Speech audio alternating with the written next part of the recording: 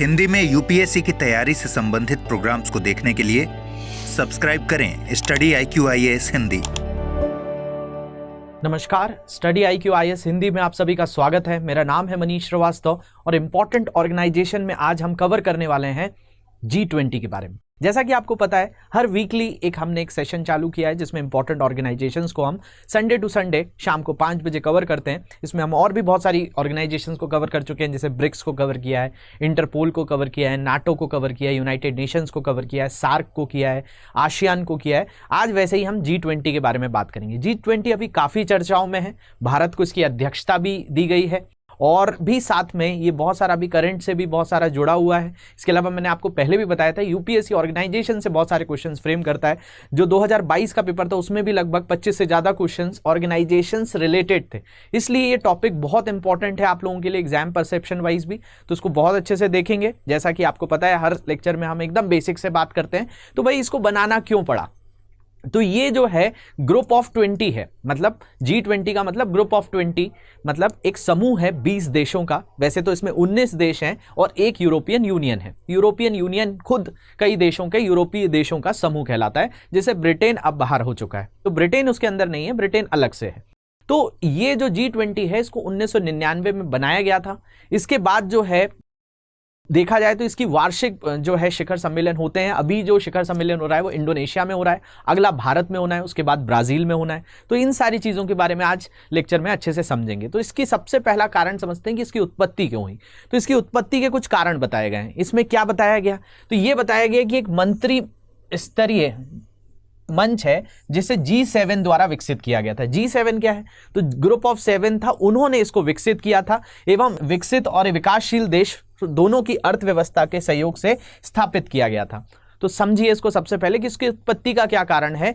यहां पर देखो, एक बहुत बड़ा कारण अगर हम इसको देखा जाए तो जो दक्षिण पूर्वी एशियाई था, मतलब साउथ ईस्ट एशिया और एशिया के देश के अंदर जो अर्थव्यवस्थाओं की जो असमानता थी उसको दूर करने के लिए जो है एक मंच है जो G7 द्वारा विकसित और विकासशील दोनों अर्थव्यवस्थाओं के सहयोग से स्थापित किया गया था।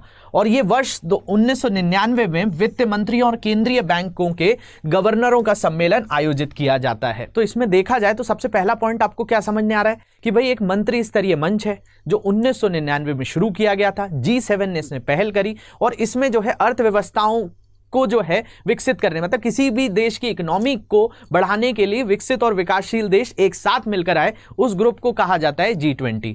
दूसरी अगर हम बात करें तो वर्ष 2008 के वित्तीय संकट के दौरान दुनिया के ने उच्चतम राजनीतिक स्तर पर एक नई सर्वसम्मति की आवश्यकता को महसूस किया और इसके परिणाम स्वरूप यह निश्चय किया गया कि वर्ष में एक बार G20 राष्ट्रों के नेताओं की बैठक की जाएगी।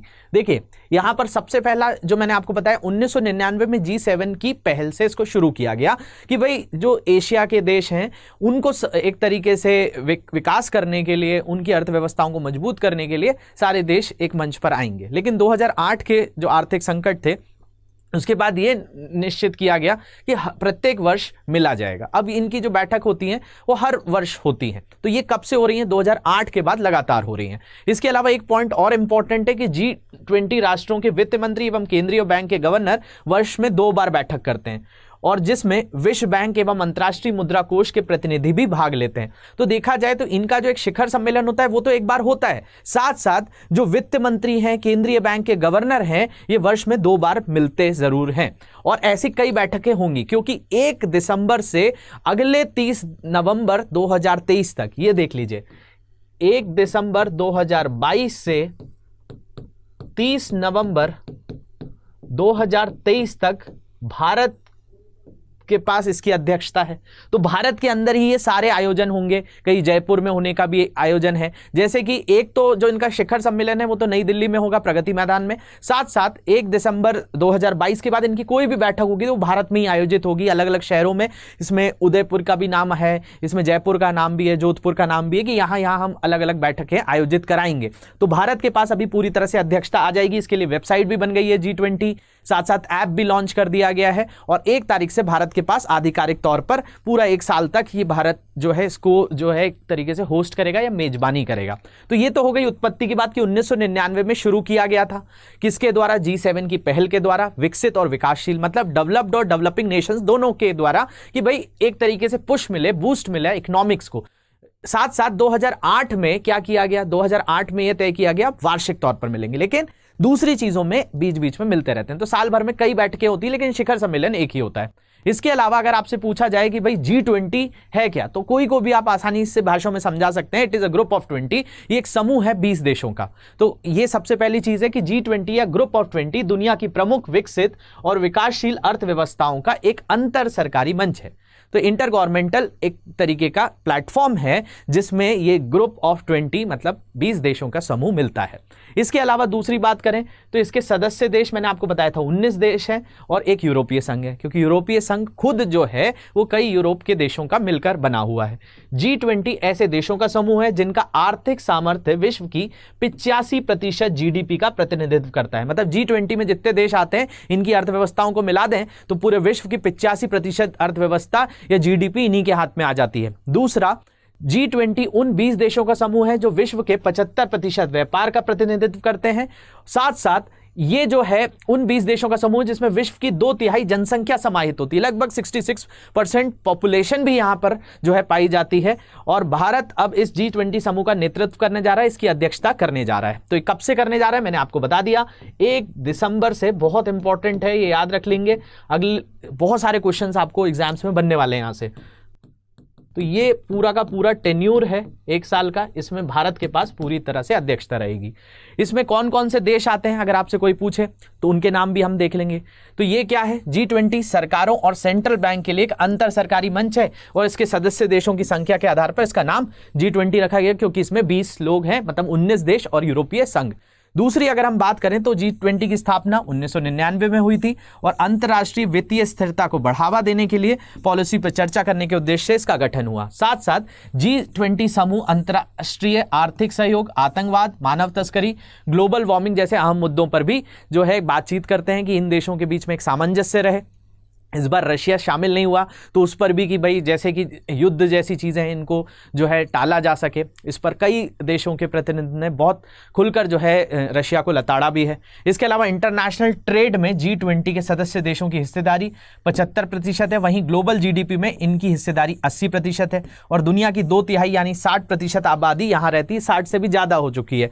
इसके अलावा G20 देशों के राष्ट्रीय अध्यक्षों की बैठक हर साल होती है जिसको G20 शिखर सम्मेलन कहा जाता है, जो अभी कहाँ हो रही है, इंडोनेशिया के बाली में हो रही है और अगले साल भारत में होगी। इसके मुख्य कार्यों में देखें तो वैश्विक आर्थिक स्थिरता और सतत विकास, मतलब सस्टेनेबल डेवलपमेंट। ऐसा ना हो कि इधर से विकास हो रहा है और पीछे से जो है हमारी गाड़ी जो है पटरी से उतर जाए। तो सतत विकास के लिए सदस्य देशों के बीच नीतियों का सामंजस्य और तालमेल स्थापित करता है।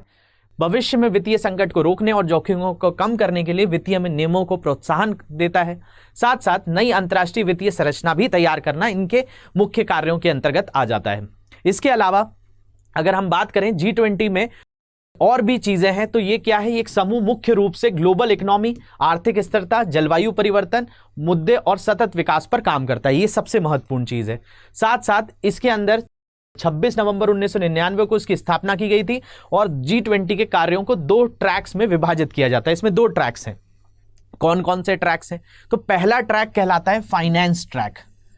इसको फाइनेंस ट्रैक कहा जाता है जो फाइनेंशियल रेगुलेशन, राजकोषीय मुद्दे और करेंसी पर केंद्रित होता है। दूसरा शेरपा कहलाता है। तो पहला जो है इसका फाइनेंस ट्रैक है, दूसरा इसका शेरपा ट्रैक है जो कि राजनीतिक जुड़ाव, भ्रष्टाचार का विरोध, विकास, ऊर्जा जैसे मुद्दों पर ध्यान केंद्रित करता है। तो ये एक मेन चीज इसके अंतर्गत आ जाती है। इसके अलावा जैसा मैंने आपको बताया कि G20 की वेबसाइट भी बन गई है, इसकी ऐप भी बन गई है और भारत ने इसका जो थीम दिया है वो वसुदेव कुटुंबकम, वन अर्थ, वन फैमिली और वन फ्यूचर है। अगर हम यहाँ पर देखते हैं तो अभी जो ये सम्मेलन हो रहा है वो इंडोनेशिया के बाली में हो रहा है। ये अपूर्व केमिंस्की में 15-16 नवंबर 2022 को। अगला जो होगा शिखर सम्मेलन 9-10 सितंबर 2023 को भारत के प्रगति मैदान कन्वेंशन सेंटर में होगा। 2024 में अभी तिथि घोषित नहीं है लेकिन ये कहाँ पे होगा, ब्राजील में इसकी जो है घोषणा हो चुकी है, बस जगह का भी फाइनलाइजेशन नहीं है। तो बेसिकली अगर हम देखें जो अभी हमने क्लास में पढ़ा कि भाई इसके मुख्य कार्यों को देख लिया, इसके अलावा ये जो इसकी स्थापना कब हुई है, इसके अंतर्गत क्या क्या चीज़ें आती हैं, इन पर हमने बात कर ली। कितने जो है अर्थव्यवस्थाओं का ये समूह है, इसमें बहुत सारे देश आ जाते हैं आपके, जैसे अर्जेंटीना भी इसका हिस्सा है, ब्रिटेन भी इसका हिस्सा है, भारत भी इसका हिस्सा है। इसके अलावा इसमें अगर हम बात करें जर्मनी भी है, ब्रिटेन भी है, ये सारे देश इसका समूह है।